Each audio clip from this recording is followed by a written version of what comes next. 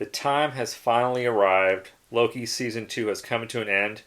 We're going to tell you what we think. Stay tuned.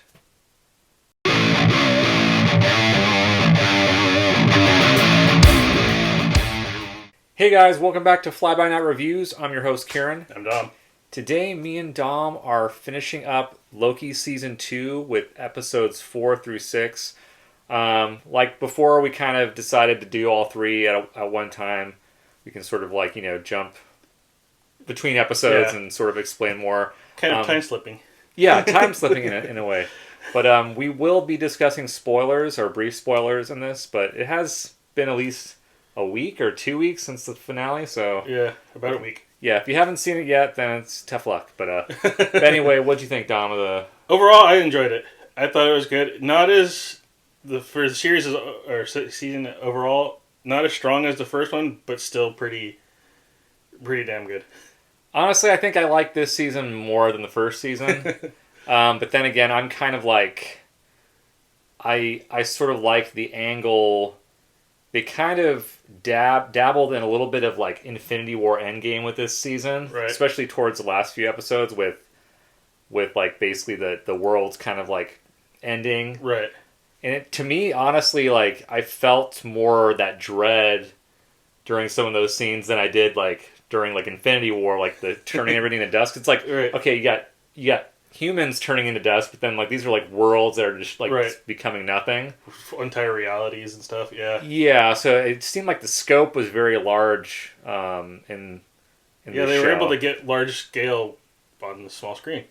Yeah, and then very impressive. Yeah, while keeping it sort of like intimate and like very dialogue driven and everything. But yeah, so it's like a lot of kind of like time travel in this or the last 3 episodes. Yes. That's the like, timey-wimey stuff. Yeah, kind of like definitely like Back to the Future vibes. Yeah. Definitely still going with the strong Doctor Who vibes.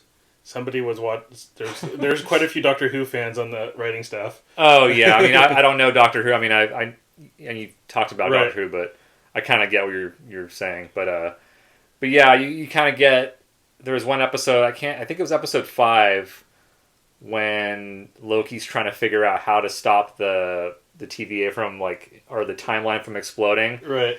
It kind of gives us a insight of like some of the characters, like their kind of like backstories and like where they're from originally, and I thought that was interesting to see I can't remember his name, but he ended up being a escaped convict from Alcatraz. Yeah, I read that it was actually he was based on a real person, and so that was very interesting. Yeah, that was cool, and it's like just to especially with him.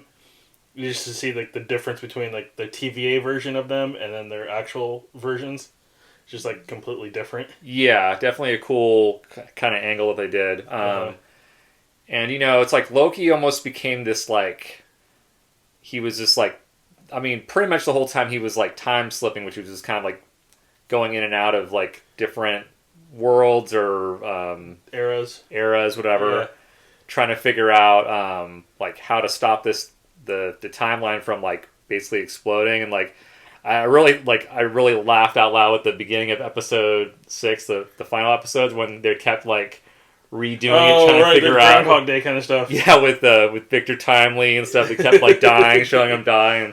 Yeah, that was very Groundhog Day-ish. Like, and I kind of really appreciate that. Was really funny and cool.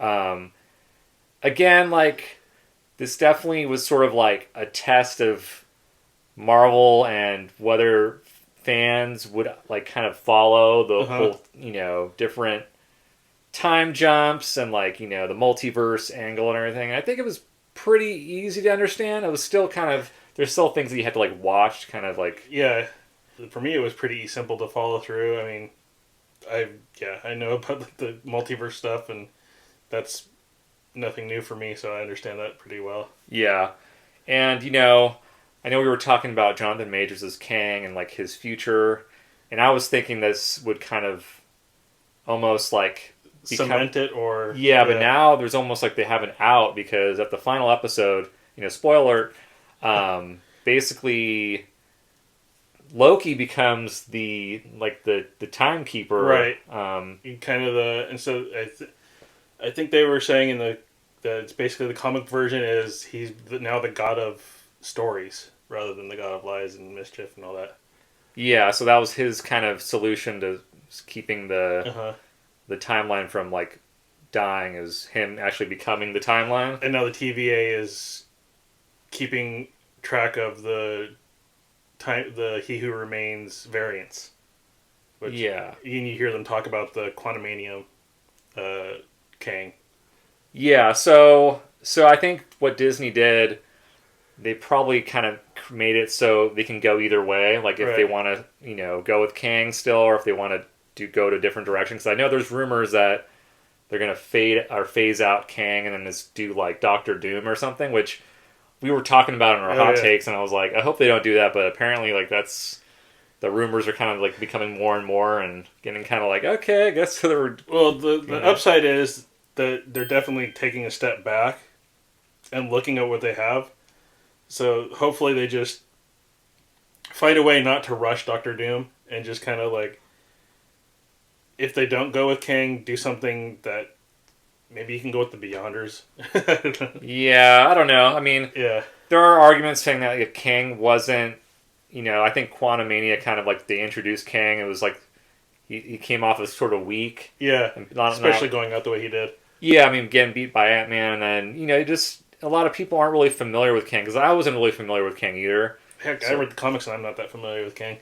Yeah, so, maybe it was one of those things that was just like, even whether that Jonathan Major stuff happened, they were probably going to, like, depending on Quantumania's, like, popularity, they were just going to phase him out anyway. Right. But yeah, overall, I really liked the season.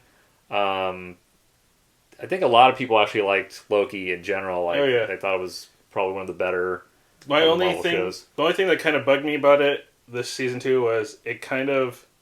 I know Loki is supposed to be like the main focus, but we kind of like Sylvie just kind of got her storyline just kind of got brushed aside a little bit. Yeah, I mean, you can only put so much in 6 episodes, so I kind of like, I'm sure they'll probably have maybe a spin-off down the road. Yeah. But anyway, let us know what you think of the episodes. Well, that's it for today's video. Hope you guys enjoyed that. As always, if you like this video, be sure to like and subscribe below. Let us know what you think of Loki Season 2. How did you like the character arcs of it? Was your favorite Obi? Yeah, let us know in the comments. And on that note, we will catch you next time. Peace.